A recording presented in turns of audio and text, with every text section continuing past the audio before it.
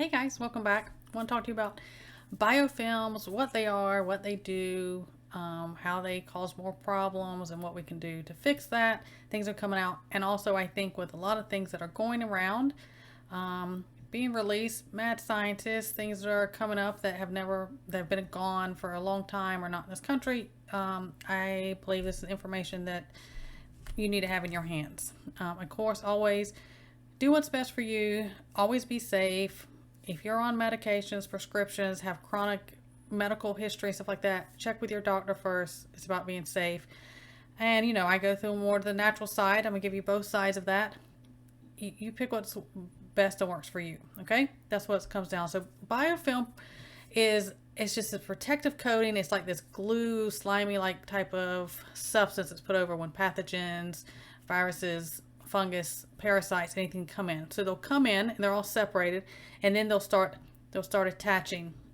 When they start attaching, they build this biofilm around them, and they continue to grow inside of that. And that biofilm protects it from whatever said treatment, antimicrobial treatment, even your own immune system. Okay, as that continues, that said invader continues to grow, then they'll have little things where they'll just kind of disperse, like, hey, a couple of y'all go out of this biofilm, go do your damage, and we're going to stay in here protected in case something out there kills y'all off. It'll do that. That's why sometimes you'll see things where people will have to be like, I had to do several rounds of antibiotics or an parasitic thing, or I just can't get rid of candida, or I have, how people say, I have said illness, infection, I get it every year, this happens, or I have chronic issues or repeated sinus infections, ear infections, things like that. It usually has to do with, of course, there's a thing about antibiotic resistance. Okay, there's that also, is a biofilm type issue. People, even people who get plaque on their teeth and in their mouth, that is a type of biofilm that is a protective coating, so it can't get it. Good thing for that is coconut oil pulling and colloidal silver for plaque in your mouth, gingivitis, things like that. That works. So it's doing that. The biofilm, the purpose of that is so said pathogen can protect itself and keep wreaking havoc and doing its damage and doing its problem and multiplying it and on within whatever the host is that's inside of. So like when I had Lyme disease and I had co-infections, that's one of the absolute hardest ones. Very, very smart illness that was, because go look up Plum Island about all that. Biofilm, that was a big thing about having a biofilm buster. You hit things with, when I went through it, is a said treatment, antimicrobial, which is choice of several different ones.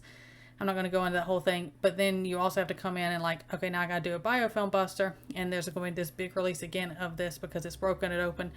Then you got to treat it again. Now, I will say that if you have something going on, something chronic, something heavy, a load that's been going on for a long time, it's kept itself safe within you and kind of living in, when you do a biofilm buster and you start treating, the biofilm is going to make you herx. It's going to make you herx. So Herxheimer reaction, educate yourself on that, be aware of that, know how to safely detox, because that toxic load can get very heavy inside of you and cause other problems. But be prepared if there's something like that you're going to do. You're going to hurt. And it depends on what you're treating. Lyme disease, it was horrific. I mean, when I went through that type of stuff.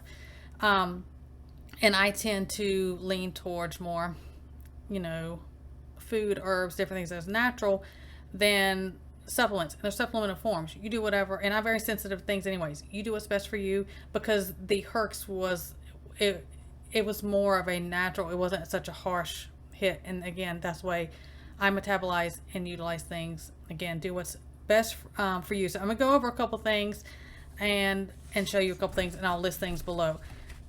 Now, a lot of these things I'm gonna talk about on here that naturally work and everything, I talk about them all the time to treat many different things regularly, and I constantly say incorporate it into your diet and into your lifestyle. It has all these different effects.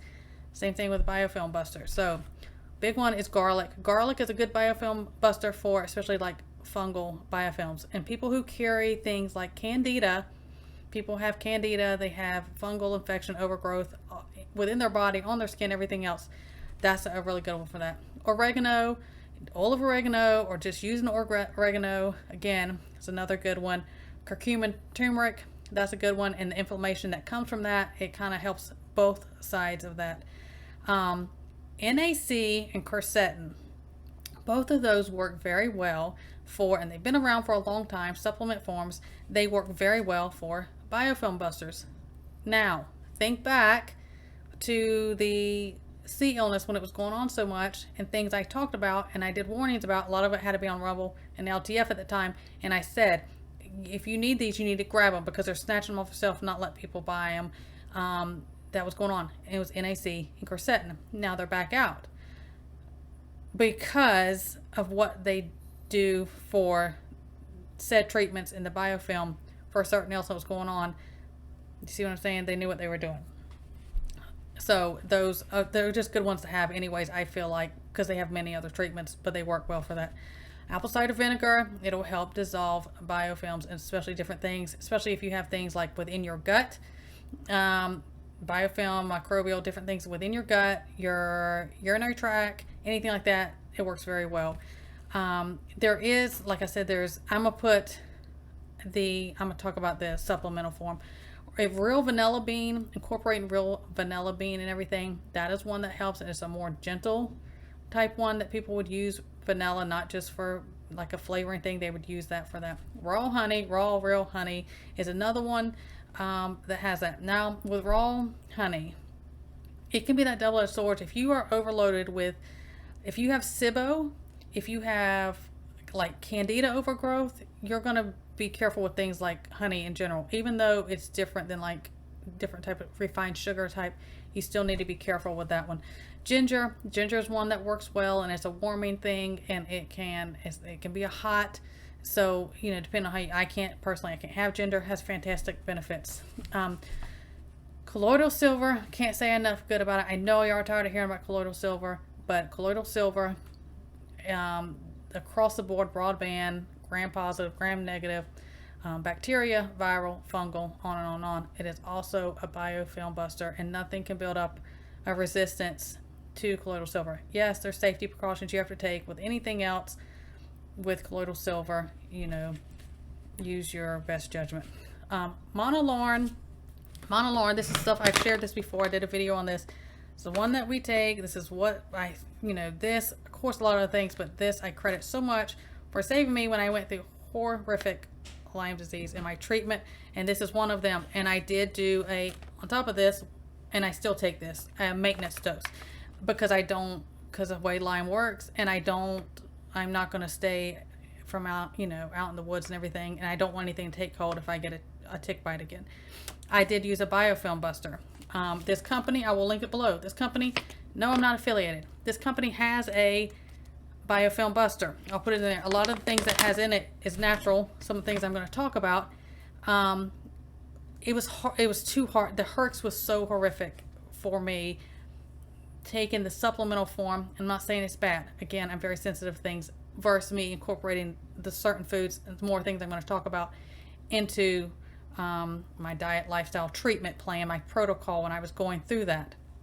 Now, a lot of times with your biofilm buster, you're going to want to take that, 20 minutes to an hour before you take, say, maybe you're taking an antibiotic, maybe you're taking monolaurin, maybe something else, or whatever you're using to treat, whatever said microbial pathogen thing you have going on, parasites, anything. Parasites also do biofilm protections over themselves.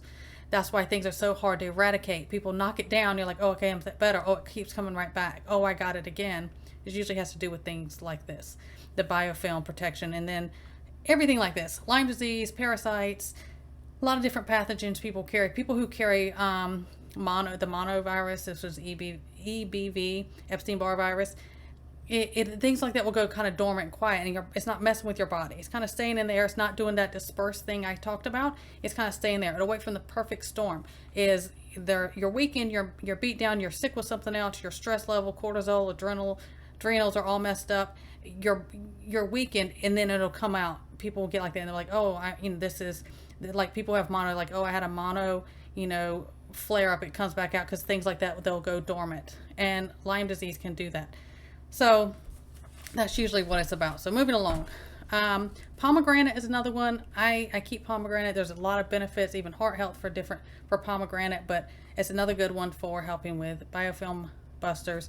Bromelain, I've talked about bromelain and a lot of different uses for it and benefits, and I do like it. Now, bromelain is an enzyme that comes out of pineapple and papaya.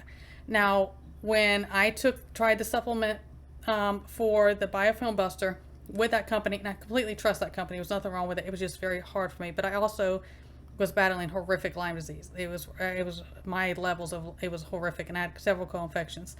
It was too harsh because I couldn't control my dosage as much for that I needed to with the biofilm buster. So I incorporated real organic papaya and pineapple instead of taking it in a bromelain form. You can do either or, whatever works for you. So bromelain is the enzyme that comes out of those two, and that's why that works as a biofilm buster.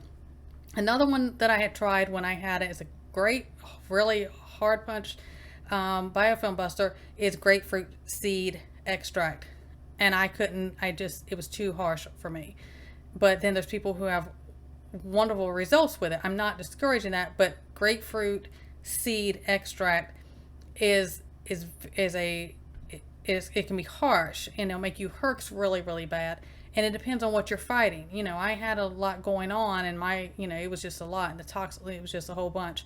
But these are other ones. I will list all this stuff below for you, as well. But these are things I went through. These are things that I see a lot of people are telling me, I get this said thing, I get it every year, or I get it and I'm better for a while and it comes back. Every time I get beat down or stressed, this comes back out. Different things like that. It usually has to do. Now, I'm not talking about antibiotic resistant MRSA type. There's some overlap, but there's something different as well. It depends on what you're using to treat. If you're doing antibiotics and stuff like that, that's why I recommend a lot of the natural things, because it doesn't build up a resistance to that. That's my opinion. You do what's best for you. So, I think it's something that will help. I really feel like it's something you should kind of file away as things are coming about. New things that are coming around, old things that are coming back up now, and that people are getting more beat down. I've been hearing it nonstop. I've been sick for 3 weeks. I have this going on. I've been through a round of antibiotics, 2 rounds of antibiotics, steroids. I've been through all these things. I think a lot of it's having to do with, especially mad scientist things they're doing. They're created to be very smart, same as Lyme disease was, and many other ones. It's just that is my personal experience, and that is a hard one to go through. So I do understand. And if you're one of those people who has a chronic thing, this every couple months, twice a year, I always get this, I would look into this. And some of these, again, incorporate a lot of this stuff into your lifestyle. And it's already there to be doing its job when it needs to be. So I hope it's something that helps. If I didn't clarify, you need clarification, have questions, you're welcome to email me, put them in the comments, whatever works. So something I hope helps you guys. Everyone stay well, God bless, and I will see you next time.